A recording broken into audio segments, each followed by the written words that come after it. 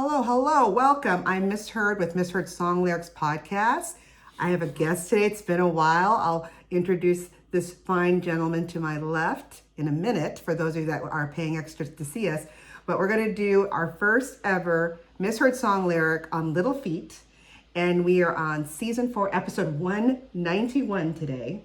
And the Miss Heard Song Lyric is, and if you give me wheat, white sand, and wine. And the correct lyrics is, and if you give me wheat, whites, and wine.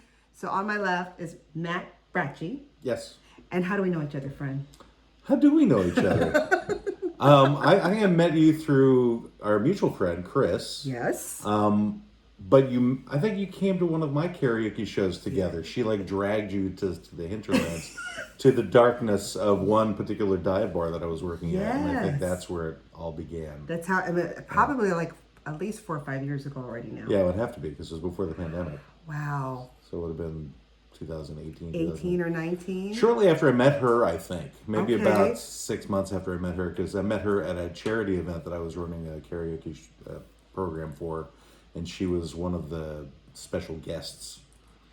So I wound up having a conversation with her about the book she wrote on karaoke, traveling the country, singing karaoke in 50 states, and that's where we kind of hit it off. Yeah, and Matt had several shows. You have several karaoke shows, right? At this moment, I don't have several. At this moment, I have 1.5. Okay, well, if anyone's looking for a wonderful karaoke host, here's your man. So just hit me up, okay? That's right. Just hit her up. Don't talk to me. All right, let's talk about it. So we're talking about the song Willin, right? Yeah. By Little Feet. Mm-hmm. And I have some wonderful tidbits, but I want to hear your story about why you picked this and why you thought, because it does sound like they're saying wheat, right? Yes. So tell the story. So my story regarding this song, well, for one thing, the reason I picked it is because months ago we had talked about me coming onto your podcast to talk about songs that I missed your lyrics to, and I have hundreds of songs that I missed your lyrics to, and I would pick one, I'd go, no, that's not good enough, and I'd pick another one, and go, no, and then for some reason I came across this one recently, and I went, oh yeah, even now knowing the words, I still mishear the words on the song. So, but originally found this song on the album Waiting for Columbus from Little Feat, which is a live album. And I think I came across it because somebody recommended it or something, I can't recall.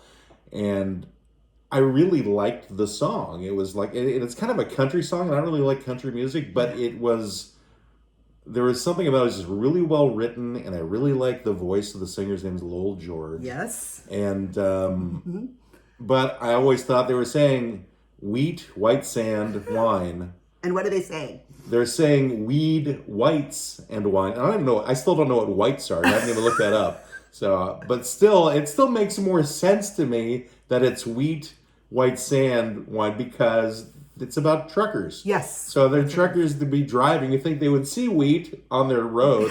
White sand. And possibly come across sand, I guess, in the desert or on the beaches.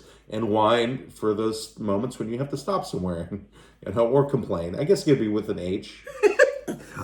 And you're right. Lowell George is a member of this band. Yes. Little Feat. Well, he's basically the guy who created it. Him and one other guy, essentially. Yes. Yeah. But it became a great boogie woogie southern rock type band, even though they're out of California. And we'll go into in a little bit, but a lot of well-known stars love this band and have said they've been the impetus of their career, which it was whoa, I didn't realize this. Yeah, back in I think the early 70s, Jimmy Page from Led Zeppelin said Little Feat was his favorite band. Yes, that's exactly it. Jimmy Page? Seriously? Okay. And then this Lowell George, he was a member of a band, for those that are no more than I, called the Mothers of Invention. It's Frank Zappa's group, yes. That's exactly it, when he sang demo for Frank Zappa. So that was another thing when I was doing the research before Matt came to join me. Okay, there's now that's the first hole I'm going into. Yes, that's definitely a rabbit hole. You dig into Frank Zappa, you've got one of the biggest music holes you can walk into. Because that's a guy who influenced so many people, and he wrote such weird stuff, but was a genius. And he also was one of the guys who was interviewed by Congress when they were trying to do the advisory labels Yes. on music. And he showed them how much more intelligent he was than they were. It's funny you said that because when I did the John Denver misheard song like him, John Denver also helped the cause too. Yeah, Dee Snider from Twisted Sister as well. Exactly. Guys you just didn't expect. Yeah, and they came together. So we're just going on down that rabbit hole. They came together because they realized if we don't come together and work against this advisory committee that was started by Tipper Gore. Yeah. A liberal. Yeah, that we could lose our freedom of speech, with our songwriting. So there's that rabbit hole we're going. There's going to be many rabbit holes that Matt and I are going to go down today. I live in rabbit holes. So the other part of it too is Little Feat is the name of the band. Mm-hmm. Who is Little Feat? Do you know? And I can add color to what you. I don't have I recently, just like maybe a month ago, I saw a whole documentary that was available about Lowell George and how he started the band and where he came from. But I don't know why they're called Little Feat. I don't know why they spell it with an A. They're actually still touring. Yes, that's what I saw too. As a matter of fact, coming to Portland soon too. I'll have to check it out now. Yeah. I know. And I think there's like maybe one person from the original band left though. That's pretty much it. And they had a couple of hits after George died too. Yes, but that was like in die. the late '80s or early '90s when those hits came out. But my favorite album of theirs is still that live album because there's some music on that I'll tell people that it very well might change your life if you listen to that album. Wow. Yes. Okay. You heard it. You heard it from Matt. Exactly. Specifically the version of Dixie Chicken that is on that album. Okay, I'm glad you touched that because there's another rabbit hole we're going to go from that one. Feel free. Okay, so we're going to first start. Who is Little Feat? And you're right. Matt says it's spelled not F-E-E-T, but F-E-A-T, and I'll explain in a second why. So it's an American rock band formed in Los Angeles back in 1969 by, you said it, guitarist Lowell George and keyboardist Bill Payne.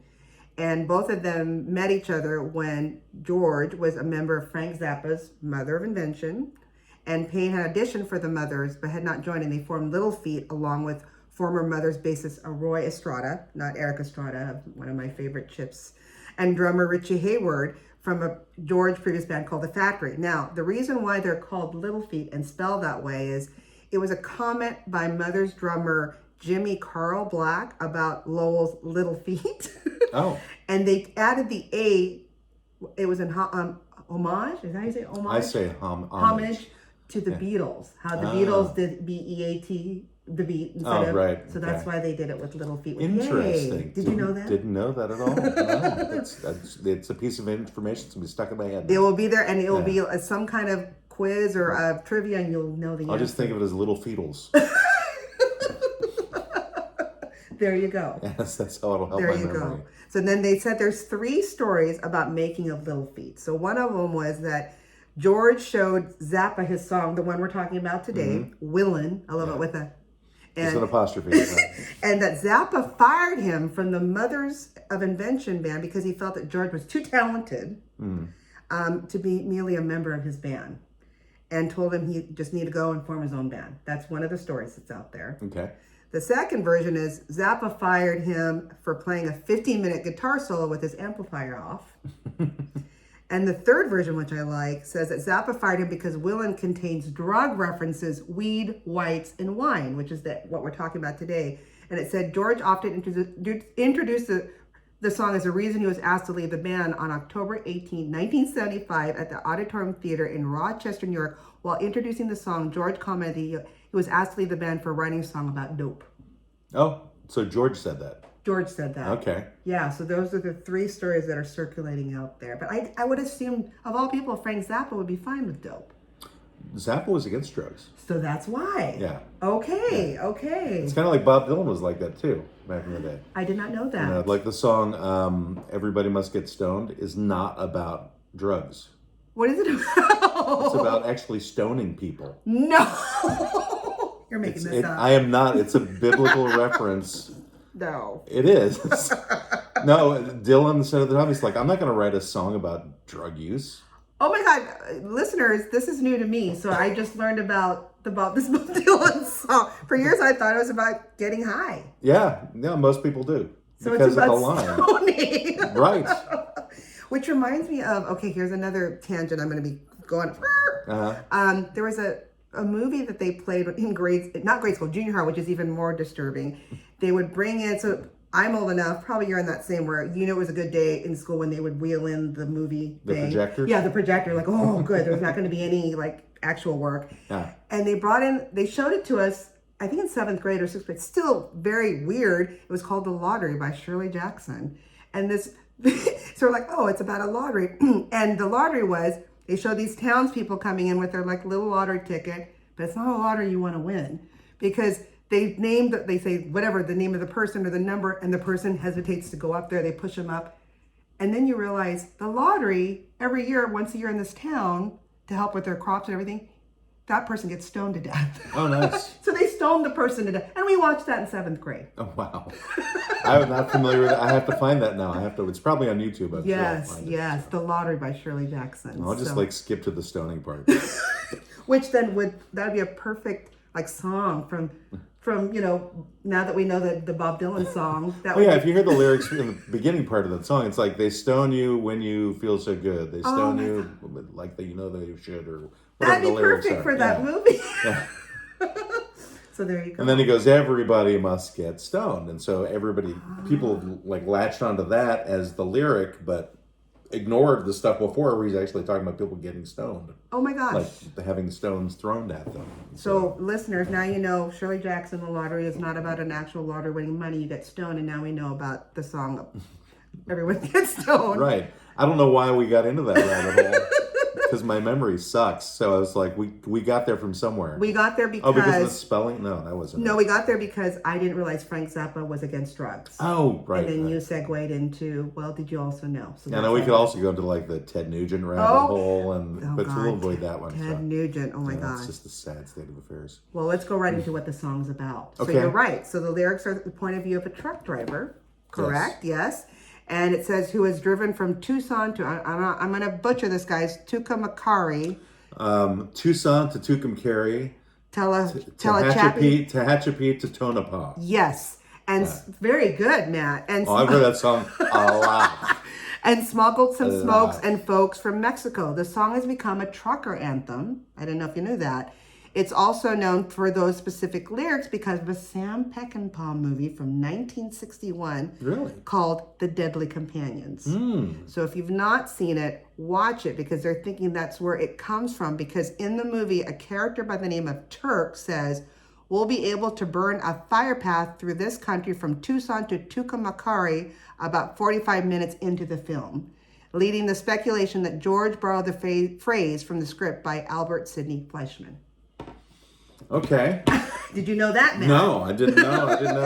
I always thought it was interesting that he would pick those towns though in the song. So it comes from a Peckinpah movie. It's called The Deadly Companions, 1961. It's a Western directed by Sam Peckinpah, starring Maureen O'Hara, Brian Keith. I remember Brian Keith. I remember him. Steve Cochran, and Chill Wills. Chill Wills, that name seems very familiar. Yeah. I did a paper on Sam Peckinpah in college, actually. See, that I had a feeling you might know. So it's based on the novel of the same name by this A.S. Fleischman. And the film is about an ex-army soldier who accidentally kills a woman's son and tries to make up for it by escorting the funeral procession through dangerous Indian territory. Hey. And that's the in 45 minutes in, they say the name of that. When you say Indian territory, you mean near Pakistan?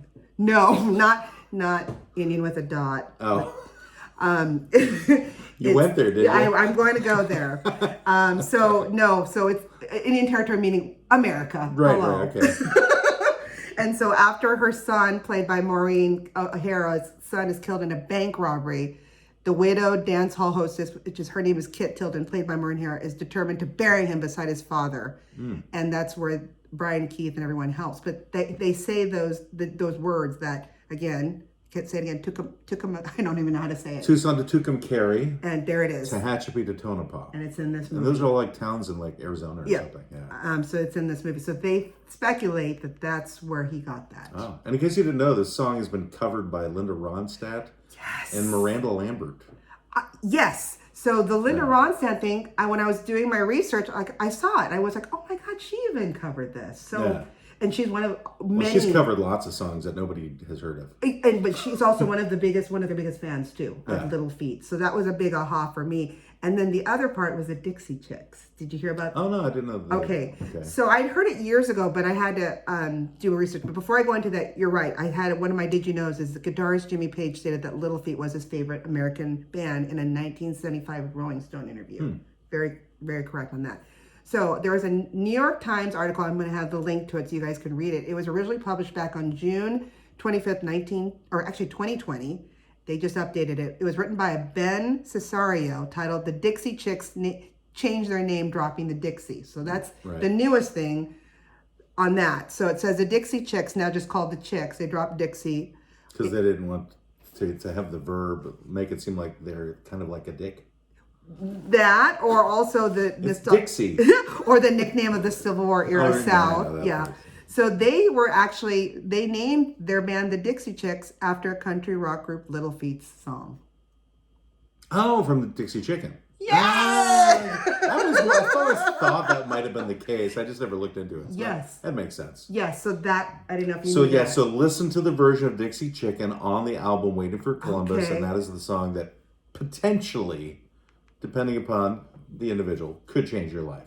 Oh my God, that's a big one. Okay. Because it's what happens in that song is completely unexpected. Okay. You think it's just a regular rock and roll boogie woogie song, and they do something weird. Okay, I got to check that out. So you do. So listeners, go to YouTube. You all have to listen. Go to YouTube, and I'll probably add a link to it to YouTube as well, because now I'm curious. Now, you had said earlier, too, that George Lowell died, right? Lowell George. Oh, sorry, Lowell George. It's one of those names. And it said George disbanded the group, so after, because of creative differences, shortly before his death in 1979. Yeah, I think there's a mystery about that, because that final album was done. Yes. So I don't know if it was before or after the album was released. But then he died shortly after that anyway, so it all became moot. Yeah. It's because the band continued. I think they broke up and then they reformed a few years later. You got it right. It says Little Feat was reformed in 1987 and has remained active till today, which is that's why you're saying they're coming to town, right? Yeah, because the guy who took over his singing duties, I think it was the lead guitarist, because he did a lot of the backing vocals. So I think he took over the lead vocals for the band. Because there were a couple of very minor hits that came out of. There was a song called "Let It Roll," another one called "Texas Twister," which were popular in the 80s, slightly popular. Well, and the interesting thing about that Lowell George guy, when I looked him up on YouTube, so look him up. At first, I thought he was he looked like what's that singer, Bob Seger. Oh yeah, a little bit. I'm like, is that Bob Seger? The same kind of look. Of course, that was the look then. Except he wore overalls a lot. A lot. A lot of videos I've seen Lowell George, he's wearing overalls. I'm like, everybody makes their choices, I'm just going to tell you, I'm not an overalls fan. I used to wear them as a kid, and I'm going to just confess something that I'm not proud of. But when I was a kid in the 80s, they were really popular, especially for roller skating. Okay. I didn't understand, whenever I'd go to the bathroom, when I'd come back, why my little straps were wet. And I realized just like 5 years ago. You were dipping in the toilet? Yeah! I had no idea. I'm like, why? That's funny. My wife was wearing them today when I left the house. I'll have to ask her if that happens. But they're not good for people like me. That I'm an apple shape, bigger stomach, and they're just not comfortable. So I will never wear it. I just don't want anybody to think I'm willing to do physical labor.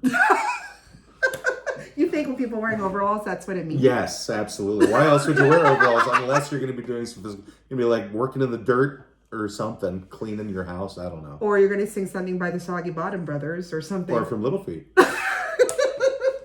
Oh my God, Matt. Look, the time. See, I'm just saying, it just flies. And you bring up Soggy Bottom Boys. Here's another rabbit hole. Okay. There is a hard rock version of Man of Constant Sorrow out there. No way. By a group, what do they call the Charm City Devils? That's a Baltimore band. Do you have it in karaoke? I do, actually. Has anyone sung it that way? I did it once. Did people love it? I don't know if they did.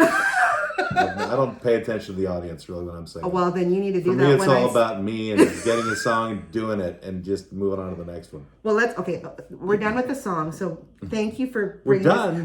But You have nothing else to say about this? No, I want to kind of side. So Okay. at least everyone knows. So now you know all about the song that even Linda Ronstadt also made it popular. It was out of her album Heart Like a Wheel. Okay. For those who want to check that out. All right. You now know why they're called Little Feet with an A. Little Feetles. Little Feetles.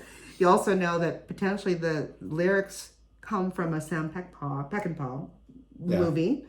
He also directed The Wild Bunch, for those of you out there who I remember. Okay. I remember that. My dad was big into westerns and army, like military movies. Also a bank robbery in that one too. Yes, so there's a theme with him. Exactly. With Peckinpah and slow motion.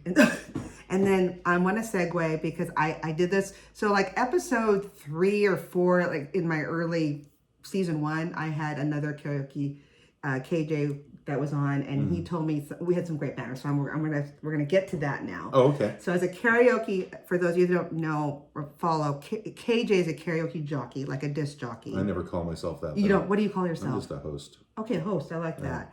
I'm just gonna say. Because the horses are just too small. Well, and as a host, whatever you want to call yourself, Yeah. people that do that, you guys are the most patient people I know, because if you've ever been to a karaoke bar, there are some assholes that come to it. And there's some that are like demanding or think they are the artists themselves, and they're not. But let's talk about that. What are some of the things as a host you've seen? That I've seen? Yes, just to share with. I love to hear like I've seen the people inside. drink a lot. That for sure.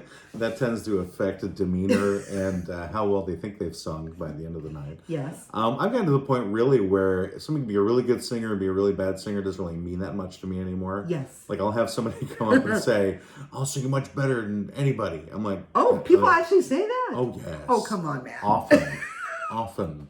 It's not an every week thing, but it happens plenty. Especially if they tried to sing a song that somebody has sung already in the evening. No. And because I have a hard rule about it as like no repeats. Yes. And some people just don't understand why I won't do that. I'm like, listen, I got thousands of songs. You can't pick another one? Really? I'm like, but why won't you do it? I said, you really want to know why I don't do repeats? I'm like, because I don't want to hear anybody sing a song twice in a night.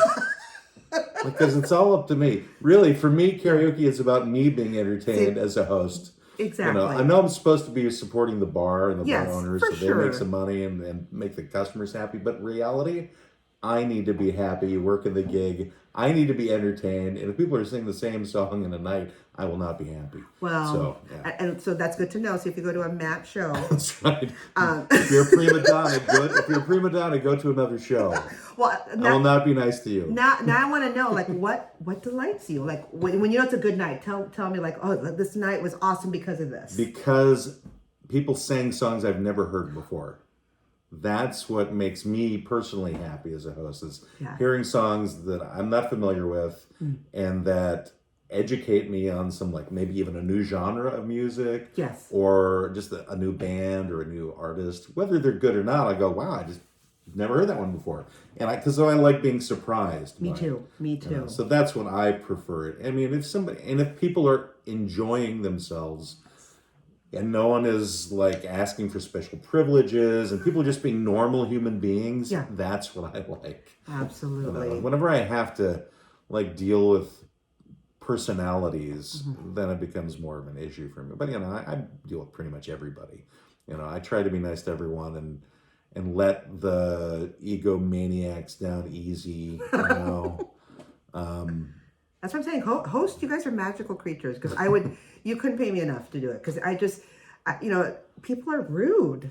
Well, I worked in public relations for 20 years. Oh, well, there you go. Before I was even a karaoke host. I was wondering what you did. Yeah, okay. no, I was in PR for a long time, and so I learned, how to grease the social machinery wheels. Okay. And so that translated well into running a karaoke show. And the reason I got into karaoke and left PR behind is because I don't have to sell my soul in karaoke. Oh. I'm like, I don't have to represent anybody I don't want to represent, really. I don't have to make anybody famous who doesn't really deserve it, and I don't have to get that feeling ever from running a karaoke show. And if I don't really like a gig, I'll just walk away. Oh, if I don't like the have owner, you ever done that before? I did it when I came back when the pandemic had Yes. died down. Yes. I was working a gig before that. I came back and I just didn't feel I was supported by the owners or one of the bartenders, and I was like, bye. I'm out. Did you even finish the show, or you were like, I'm out? No. I mean, I'm still professional. I mean, I set them up with a replacement before I left too. Okay. You know, no, I'm a professional. You're not an animal. Yeah. No, I'm like, this is something that is my own personal issue, and I'm not going to blame it on them. Yeah. I blamed it on the bartender, but in my own head, I was like, she was like the main reason I was kind of leaving, because I just felt not supported by that individual. Well, we're And I'm getting like, the tea here. Yeah, if you don't have the bartender's support as a karaoke host, Yeah. you're kind of spinning your wheels. Okay, that's good to know. Because you need that's good to them know. to bolster your show. Yeah. To get to get the customers happy about what you're doing too. Yeah. But if they're like talking about you or being negative, Yeah. they're kind of working against you, and it becomes why am I here if I'm not getting supported by the bar? Yeah. You know? No, that makes sense. Yeah, so anyway, and if it's like that, I'll leave. I mean, I had one bar where the owner tried to stiff me on pay and wanted me to come back in a week, and I'm like, no, I'm not going to do that. I'm like, I just did a whole show for you, and the manager's telling me you have enough money to pay me, and the guy comes up to me, he's like, I'm like, see ya. Oh, man. I'm like, the fact of the matter is what I've always had since I've been running shows. Mm-hmm. I can always go back to public relations if I want to. That's true. If eventually nobody wants to hire me because I'm too cranky or because I've burned every bridge in town, I'll just go back to public relations if I have to. You know, it's always been that. But as long as I'm still entertained by it, and I truly enjoy running shows. I like dealing with people. And I like finding songs that they can't find from anybody else. Yes. Like I'll make my own tracks for people. That's cool. Although I haven't made any in a few months, but okay. You know, and some people are like, "Why don't you do it anymore?" I'm like, "It's lazy."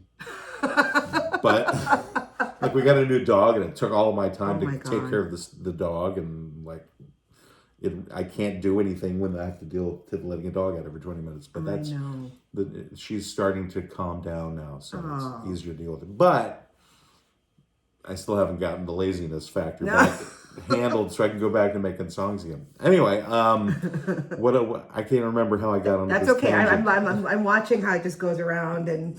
Yeah, well, welcome to my daily rabbit hole conversations I have in my own head. Well, I do have one last question to ask you as a host. Like, what is the most memorable performance you've seen in your how many years of doing this? Memorable? Because I'll share you mine, and I want to find whoever this mythical creature is too. I don't know if this is memorable so much as, I mean, a couple of different moments, but they generally involve violence. Oh, shoot.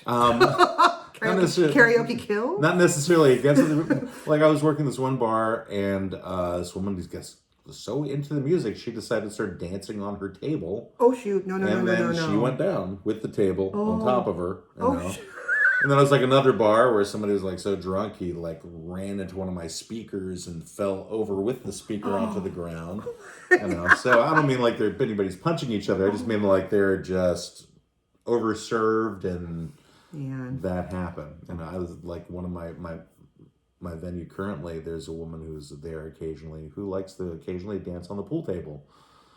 But it's out of view of the bartender, so they don't know that it's happening. Shoot. I'm like, she's on the pool table again. Oh, boy. I'm like, those things are expensive to replace. They sure are. Yeah, so anyway, in terms of memorable moments, you know, there was a time I was trying to get a celebrity to one of my shows. It didn't work out. Okay. So we were like, we were communicating on Twitter. Mm-hmm. She was in town for like a comic book signing place. Very cool. And I was like, oh, you should come out. Never showed up. So that's the way it goes. So I don't have the stories that other guys have where they have like famous people who come into their show and sing. Yet.